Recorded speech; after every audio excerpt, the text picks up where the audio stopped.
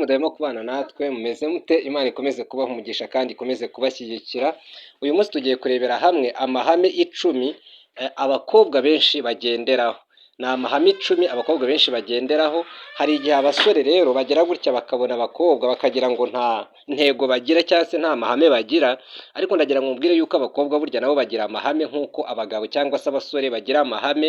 Amahame ni intego cyangwa se ni imirongo ngenderwaho umuntu yishyiriraho imufasha gufata ibyemezo, kubana neza n'abandi ndetse no kwiyubaka.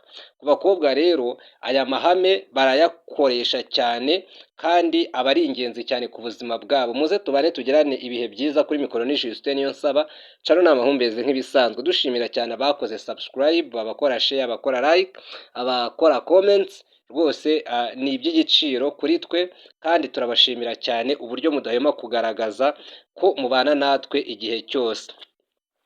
Aha ngaha rero bigaragara neza yuko aya mahame abantu benshi batajya bayazirikana, ariko nyamara buri mukobwa wese aya mahame aba akwiye kuyamenya, akayategura, akamenya neza yuko buri muntu ku rwe ruhande aba afite imirongo ngenderwaho aba afite.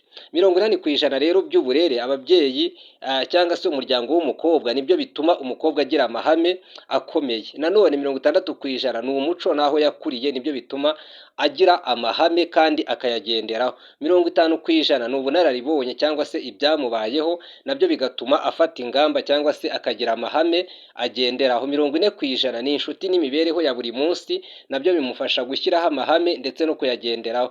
Noneho 30% ni imbuga nkoranyambaga ndetse n'itangazamakuru, nabyo ni bimwe mu bintu bimufasha kugira amahame agenderaho. Rero reka turebe amahame icumi cyane cyane agendanye no kwiyubaha ndetse no kwiyitaho.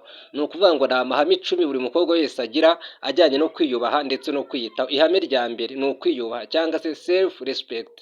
Ni ukuvuga ngo buri mukobwa wese ahari ava akagera aba afite akantu kitwa kwiyitaho ndetse no kwiyubaha. Buriya nubwo mubona wenda hari abakobwa batana, bamwe bakaba wenda bajya mu ngeso mbi, ariko burya baba bafite akayihayeho ko kuba bakwiyubaha ndetse bakiyitaho, kubera ko ubuzima buba bwabacanze ugasanga wenda ashobora kuba yitesheje agaciro mu buryo bumwe cyangwa ubundi, ariko ntabwo ari cyo aba yagambiriye, ahubwo ni ubuzima cyangwa se ni iminsi mibi iba yamugwiririye, noneho ugasanga yateshutse ku mahame.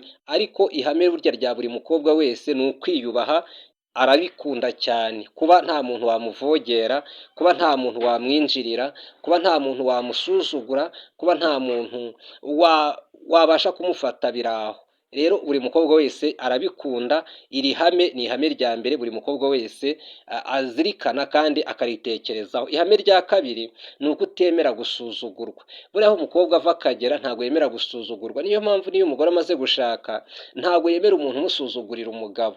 Rero gusuzugurwa k'umugore cyangwa se k'umukobwa biramubabaza cyane, kandi bigatuma rwose yumva yanzwe cyangwa se nawe yiyanze kubera ko asuzuguye cyangwa se asuzuguritse. Rero ntabwo abakobwa bakunda kwemera gusuzugurwa, usibye ko abahungu bamwe na bamwe batesha agaciro ugasanga bari gushaka kubavogera, ariko burya nta mukobwa wemera gusuzugurwa. Ibi ngibi mubimenye. Niba uri umusore ukaba ushaka gutesha agaciro wenda umukobwa, ujye uzirikana neza yuko mu mahame umukobwa agira ntago gusuzugurwa rwose abyemera uko byamera kose. Ihame rya gatatu ni ukwambara neza. Buriya 80% by'icyizere abakobwa bagira ni ukwambara neza. Iyo umukobwa yambaye neza akumva aratekanye, akaba afite imyenda myinshi yo kwakuranwa, mbega aba ameze nk'aho ari muri paradizo ye y'umwihariko. Kuko buriya abakobwa cyangwa se igitsina gore ni abantu barebanaho. Iyo arebye ku ruhande akabona hari umugore umurusha imyenda cyangwa se imyambaro, yumva asa nk'aho yasigaye inyuma. Ibi ngibi rero nabyo bikamutera ishyaka ryo kuba nawe yashakisha uburyo bwo aribwo bwose, ku buryo udufaranga twose afite ashobora kutumarira ku myenda. Rero kwambara neza ni ikintu baba bashaka kugira ngo bagaragaze. Gusa nanone hariho abantu benshi baba bashaka imyenda gusa ariko ntibagire icyerekezo. Biba bisaba rero kugira ngo niba ufite n'iryo shyaka ryo kugira imyambaro myinshi cyangwa se imyambaro ituma uberwa, nyamuneka ujye ugerageza usevinge kugira ngo hato bitagendera ku myenda gusa kandi n'ibindi nabyo biba bikeneye amafaranga. Ihame rya kane nanone abakobwa bagenderaho ni ukwita ku isuku. 90% by'ingenzi ku buzima bw'abagore cyangwa se bw'abakobwa ni isuku. Isuku ku mugore ni ingenzi cyane, murabizi neza buriya abakobwa bakunda kwiyitaho, kugira isuku, gutunganya inzara, gutunganya imisatsi, gutunganya mu maso, gutunganya mbega hose umukobwa mbega twamugereranya nk'ururabo. Buriya umugore cyangwa se umukobwa twamugereranya nk'ururabo mu buzima bwa buri munsi kubera ko niyo mpumuro y'isi. Buriya abagore batariho cyangwa se abakobwa batariho, isi ntabwo yatungana, nta nubwo yagira n'impumuro tuyibonaho uyu munsi, kuko abagore cyangwa se abakobwa ni abo gutaka, bo barataka kandi nabo bakitaka, ugasanga ibintu bimeze neza. Nimubibona mukitegereza neza, muzasanga abakobwa benshi basa nkaho rwose bakeye kurusha abagabo tubona muri ubu buzima.